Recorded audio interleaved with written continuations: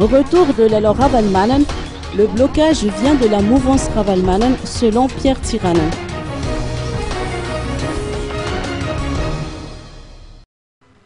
Il semblerait que le gouvernement de la transition craigne que l'arrivée au pays de la loi Ravalomanen provoque un attroupement populaire et génère un environnement d'insécurité au pays.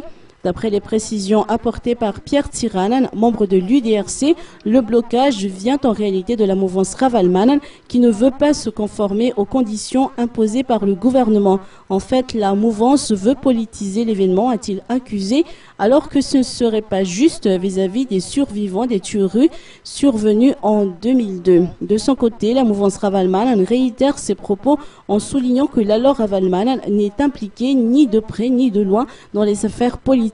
Chacun s'étant engagé à faciliter l'évolution du processus de sortie de crise, il faudrait maintenant que le gouvernement tienne ses promesses, a déclaré Guy-Maxime Ralaïseyin, partisan de la mouvance Ravalomanen. Les responsables de l'aviation civile de Madagascar se sont réunis ce matin pour discuter du rapatriement de la loi Ravalomanen. Jean-Robert Razaf, directeur général du département chargé du transport aérien, tiendra une conférence de presse à ce sujet d'ici quelques temps, a-t-on appris à cette occasion.